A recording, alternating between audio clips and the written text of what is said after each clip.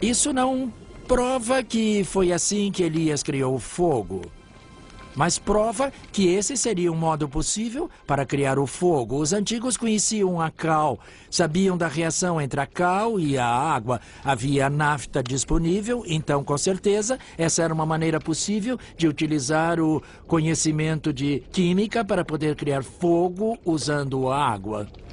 Milhares de anos atrás, as pessoas conheciam as substâncias e suas reações. Mas nunca saberemos quanta sabedoria secreta está perdida para a ciência. Outro segredo da época diz respeito a uma das primeiras armas biológicas. Um mel tóxico usado pelos exércitos antigos para envenenar o inimigo. Abelhas, vespas e marimbondos assustam todos nós. Ainda hoje, as abelhas matam 100 pessoas todos os anos. Na época bíblica, os líderes usavam esse medo para aterrorizar o inimigo.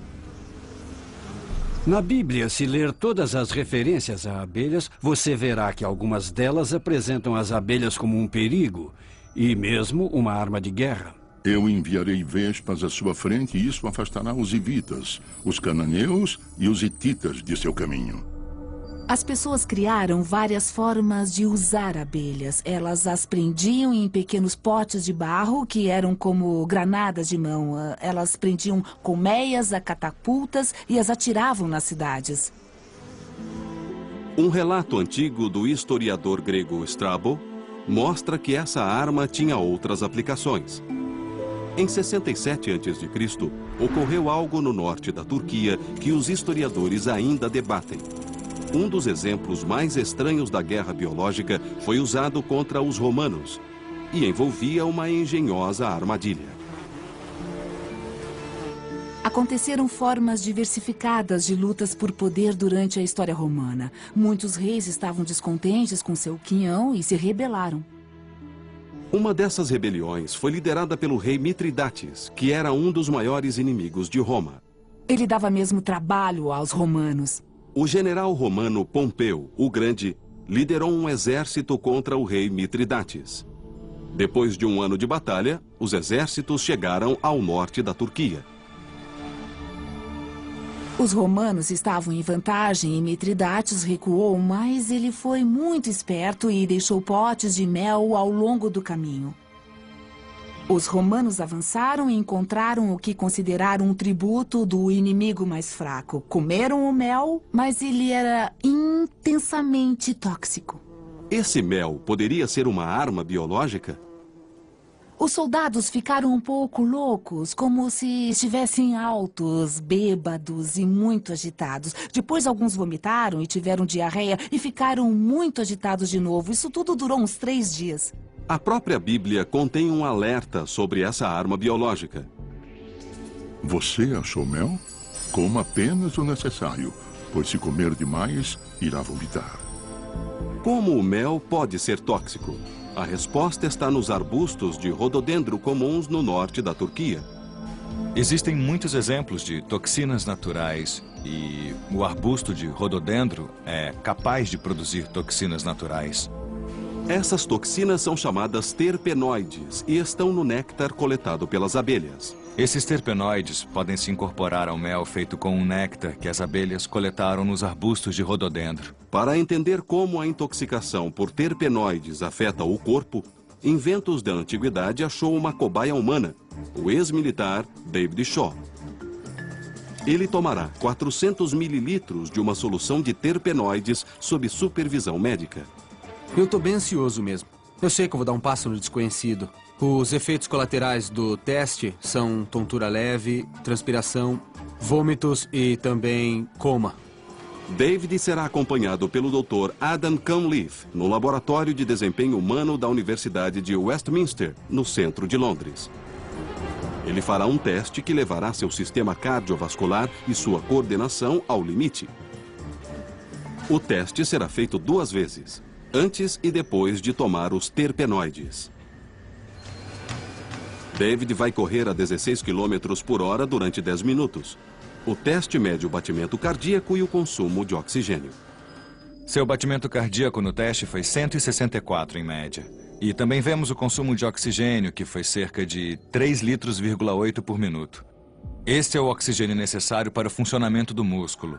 Então, quanto mais trabalhar, mais oxigênio irá consumir. David está em ótima forma física, como estavam os soldados romanos. Os resultados do teste estão acima da média. Mas qual efeito os terpenoides terão em seu corpo? Os terpenoides são muito tóxicos e ele só pode fazer isto sob supervisão médica. Não faça isto em casa.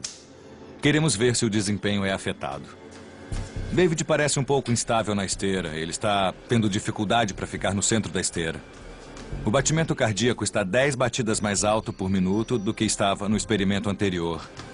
E a troca respiratória está bem mais elevada do que no outro teste. O desempenho na esteira foi significativamente afetado de um modo negativo.